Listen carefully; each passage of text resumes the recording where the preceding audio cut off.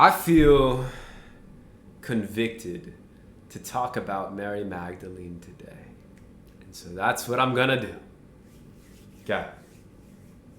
Well, the story goes, Mary Magdalene shows up to a house. Well, I should go get the passage. No, I'm going to say it. I'm going to paraphrase it. Who cares? Mary Magdalene shows up to a house. Jesus so happens to be in the house. Mary knocks on the door. Knock, knock, knock. Who's that? Men go and get the door. Open it. It's a whore. It's Mary Magdalene. The whore. She comes in the house having heard about Jesus. And she takes a perfume bottle. Worth 1 year's worth of wage. It took her 1 year of earning to get the amount of coin that it takes to buy that perfume bottle. And she takes the full perfume bottle in front of these men who are mocking her for being a whore. And she dumps out the bottle on his feet, anointing him. Jesus. And Jesus defends her when the men make fun of her. Jesus defends her. He says, you men, just sit here while she offers her years worth of wages to me.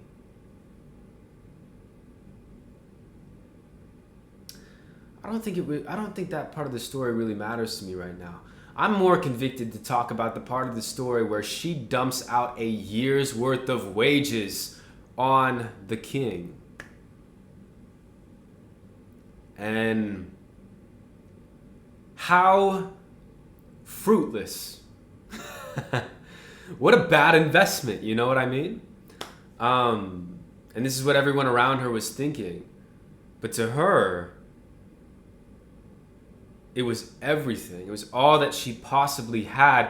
And she thought, in that moment, and this is what I think she was thinking, she thought that she was giving all that she could, but it's still, she received so much more from the Lord,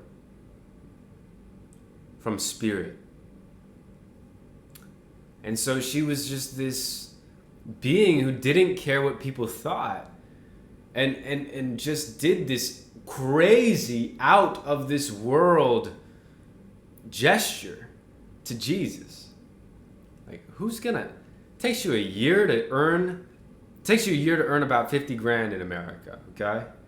$50,000 dumped on Jesus' feet. $50,000 dumped on Jesus' feet. 50 grand gone down the drain. But did it go down the drain? No. It became a story that we can now tell today about giving, about choosing the Spirit over the material, over the world, about showing that choice and setting an example that stands the test of time, that creates ripple effects, that is now at this point earth shaking.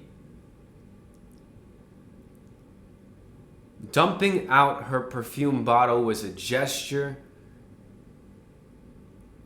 that didn't make any sense at all. Sense was not there.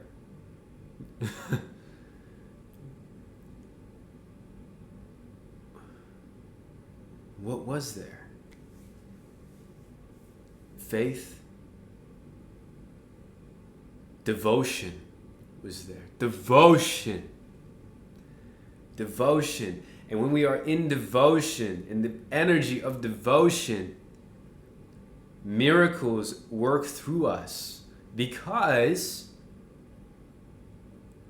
we are willing to give up everything. And so in the giving up of everything, we're given everything. We're given it all. Giving up the world grants the Spirit and the world in the Spirit. So what is your perfume bottle? What is my perfume bottle?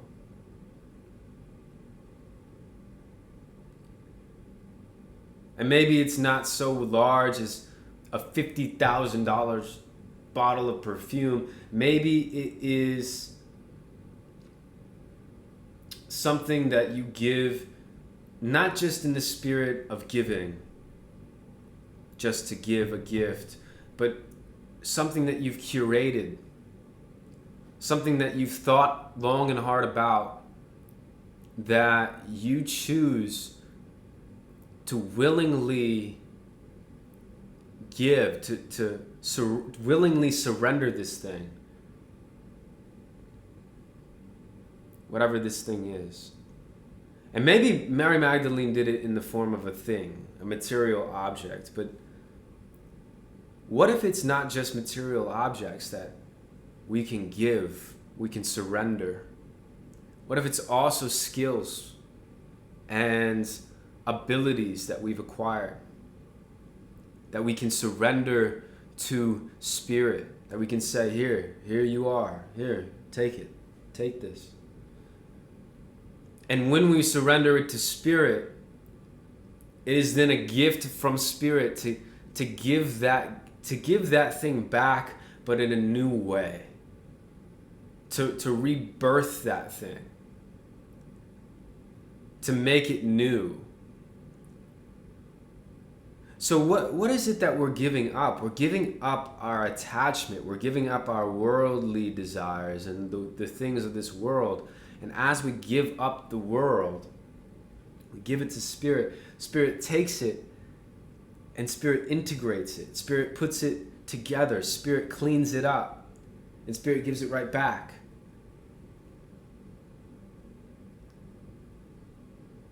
Renewed, revived.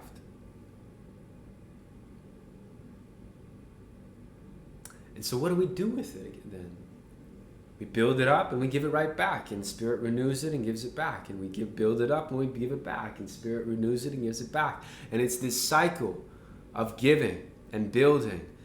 And this is how progress is made. Give it up. Spirit takes it, comes back. Give it up. Spirit takes it, it comes back. This is the process of learning anything.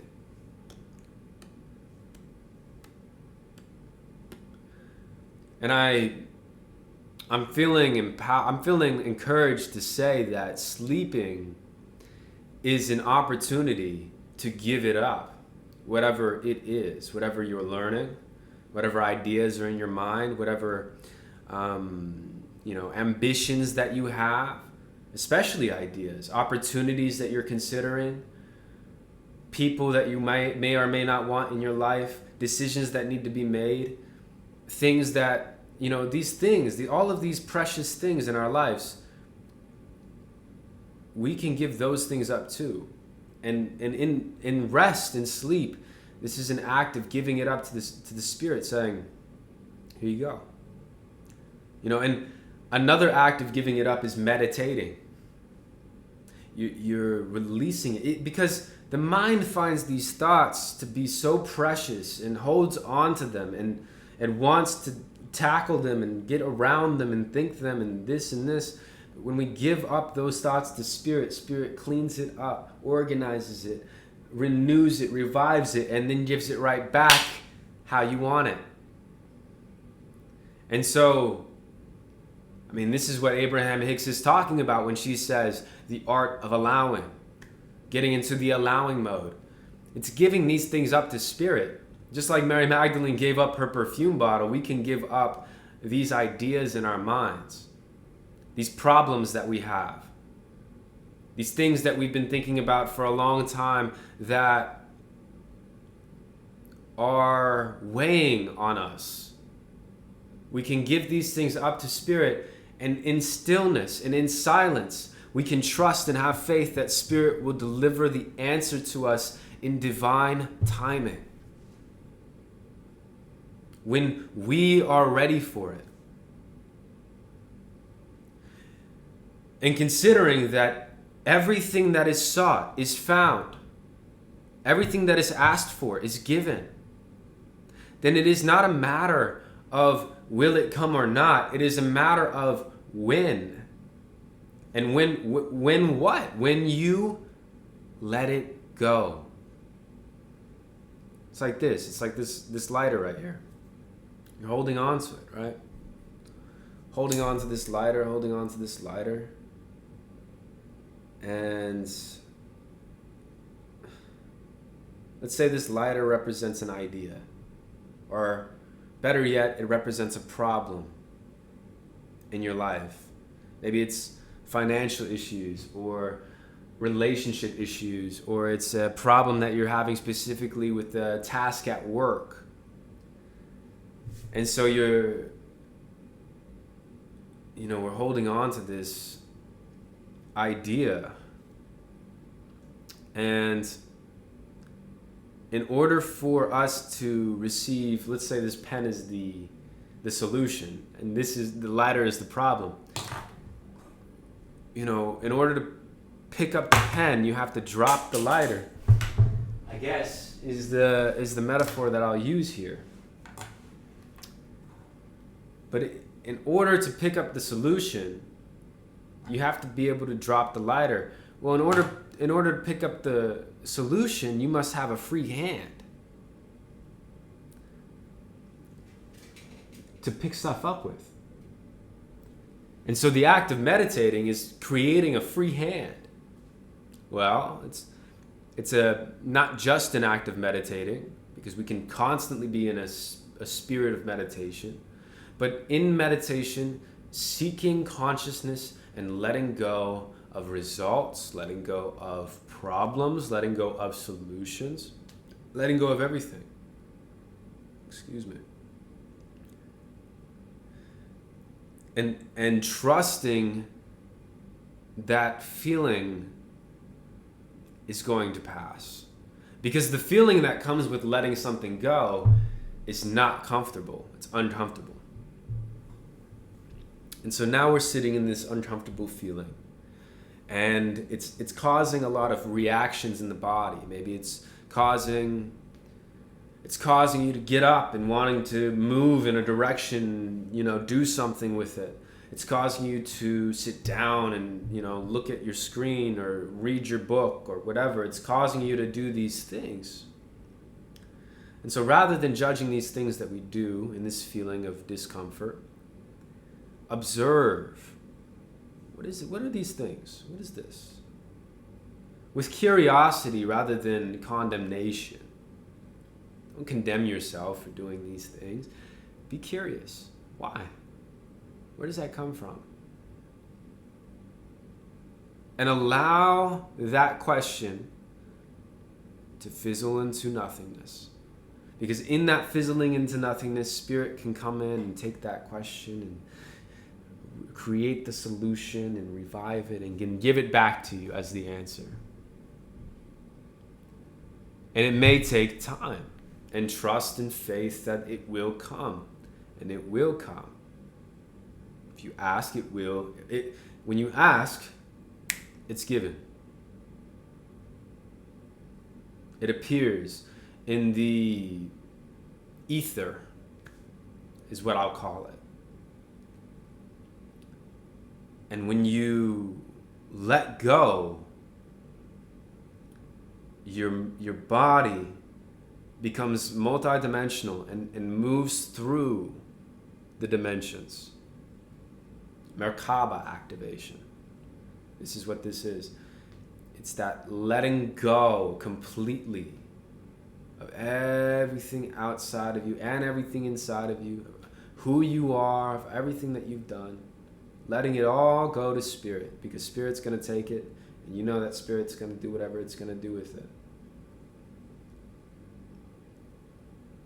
And see, going back to Mary Magdalene, to think about giving up all of myself, who I am. I have to who I am, all of my accomplishments, all the stories that I've lived. I'm giving all of that up. My memories, my precious, precious memories, her precious, precious perfume bottle.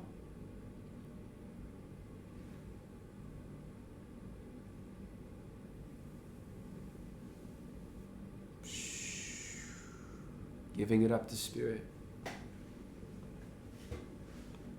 Giving it up. Giving it up. Giving it up. Giving it up. Because what is it? What are we going for? Well-being. Fruits of the Spirit. Things that make us feel fulfilled, satisfied. Things that quench our thirst. And a life that is full and embodied. And that comes from so much more than this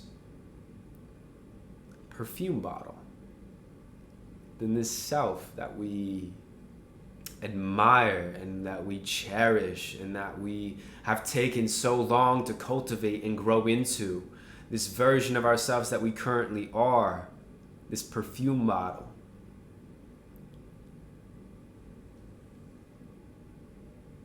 And I feel encouraged to just say that to give that up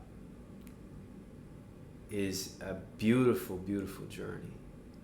It's a beautiful, beautiful journey.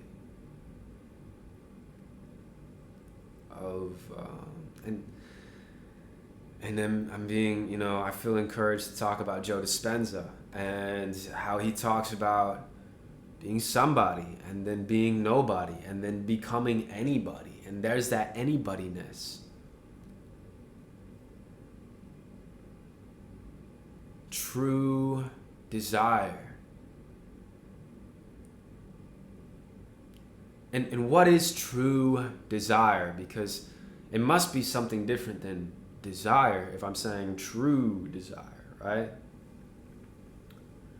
Well, I think I'm saying that because desire is often met with disbelief.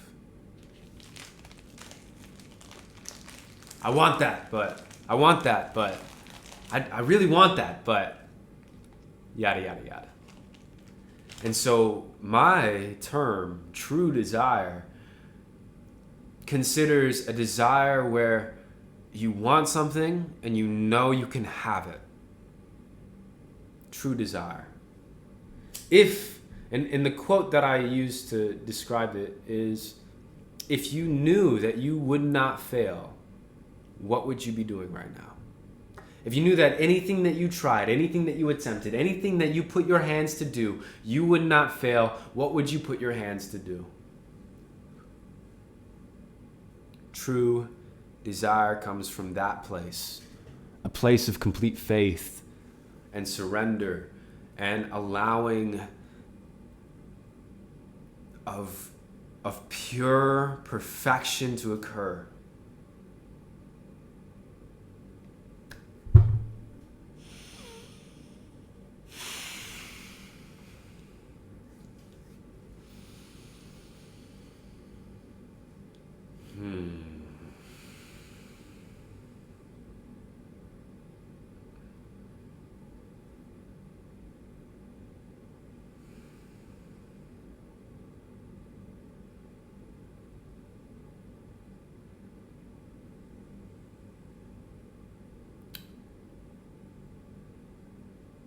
How can we look at it from a perspective of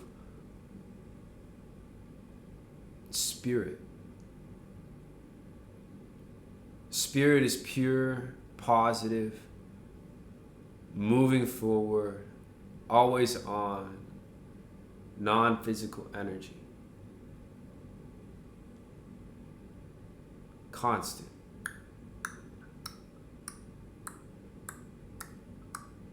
On.